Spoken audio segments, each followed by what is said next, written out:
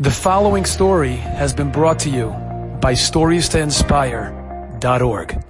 This past summer, I was in Israel with my family, and it was a trip that it was an amazing trip, and it was really needed, and it was an amazing recharge, an incredible recharge. Before I went to Israel, I was looking for a place to stay. Now, all my brothers were here in the summer, so I couldn't stay by them. So I was looking for a cheap hotel, a place that my wife will be comfortable, the kids will be able to be comfortable, and a location that we can get around. So I went on to Booking.com. Sounds like a commercial. I went on to Booking.com and I found a hotel on Rehov Hillel. Actually, the name of the hotel was its address. Hillel 11. Hillel 11. It was a suite hotel, which is great. Not a suite hotel, a hotel of suites, right? Which is great because they had room for the kids. And it was cheap. So I take a look at the pricing and I see that they offer you two prices for the same dates. There's the non-refundable price, and then there is the refundable price if you want to cancel. There was a $500 difference between the non-refundable price and the cancellation price, if you want the ability to cancel. I said, $500? I'm going to Israel, Baruch Hashem. I got the tickets. I'm taking the non-refundable. So I put in my American Express, and it says to me, it sends me up a message. You realize that we're about to charge your card right now? And I said, yes. Go ahead and charge it. Yalla, it's on Amex. And they charged the card, and that was it. They gave me the confirmation. My trip, my hotel was paid for. Baruch Hashem, we went. It was great. The last day, we're walking out, checking out at a hotel. As I'm walking out with the suitcases with my kids, my wife, the guy behind the counter says, okay, you're checking out? I said, yeah. He says, okay, come, I'll give you your cheshbon. I said, excuse me?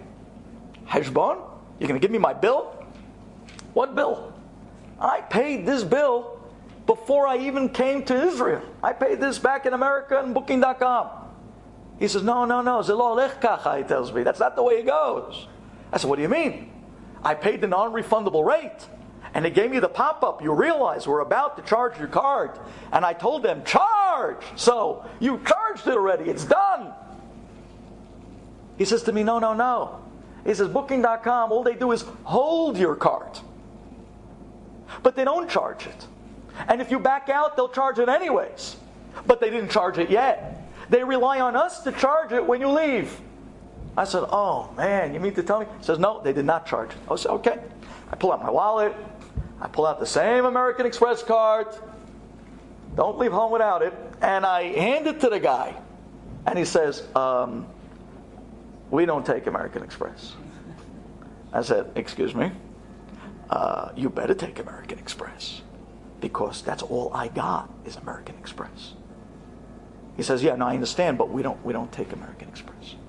I said, you have to take American Express. The reservation, Booking.com, was with American Express.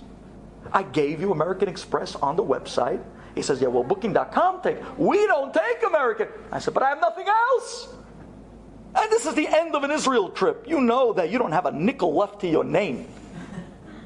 I said, the guy turns to me and says, Tiraga. He tells me, relax. It's okay. I said, what do you mean it's okay? He says, go back to the United States, and when you're home, either send me a check or email me a new credit card. I looked at the guy. I said, Be'emet? You're going to let me walk right out the door without paying one nickel? And you're trusting me that I'm going to send you in a credit card or a check? He says, yeah. I said, but why? He says, what do you mean? You don't recognize me? I look at the guy, I said, no, who are you? He says, this past Pesach, I was in the United States. I came to visit. I was staying by friends. And Pesach night, I came to your shul to pray. I said, what? He said, yeah, you don't recognize me? And the guy starts telling me over my speech from Pesach night, the night of the holiday. I looked at my wife. I said, this is beyond. This is not normal. The guy looked back at me and says, listen to me, Rabbi, don't worry. Go home, get a credit card, and just send it in to me, no problem. I'm looking at the guy, and I'm saying to him, I can't believe it that you recognize me. He says to me, what do you mean? I remember the Tefilah that night. I haven't been in a shul in many years. And when I came to the United States and I was staying by a religious friend, he dragged me to shul. But he says, that night meant so much to me, I'll never forget that Tefilah. And because that Tefilah was such an amazing Tefilah, he says, that night the Pesach Seder was an amazing experience for me. You got me going. And instead of sleeping through it like I do every year, I stayed up and I got into it. And I said the Haggadah and I drank the cups. It was all because I remembered your Tefilah. You think I'm going to forget you?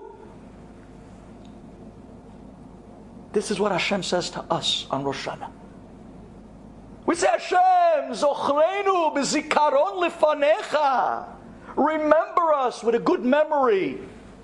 Says Hashem, you were giving me crowns all year in your tefillah. You weren't speaking during tefillah. Rather, you were praying during tefillah. I should forget you?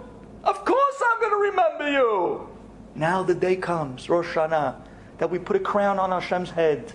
Hashem says, oh, I remember you. I remember your tefillot. I remember how beautiful those crowns were. I remember that you're from the non-talking people in shul. Now the day of Rosh Hashanah, the day that we crown Hashem, that's also the day that we get the judgment of jewels.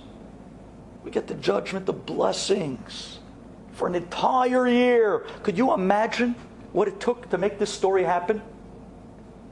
Could you imagine that Hashem had to go and take this guy, some Israeli guy, from some random hotel, bring him to the United States for a 2-week vacation, to stay by a different Israeli guy who happens to pray in my shul Friday night, who's going to be the guy behind the counter, and 3 months from then, that goes to Israel to stay by the hotel with a credit card that we thought was booked, but wasn't booked, that they didn't take at the end, and at the moment that I'm stuck, who is the guy on the other side of the counter? This guy who remembers one tefillah. That's how much it means to Shammai. One tefillah, no talking. That's going to be a year of blessings. Thank you for listening. Enjoyed this story? Come again. Bring a friend. StoriesToInspire.org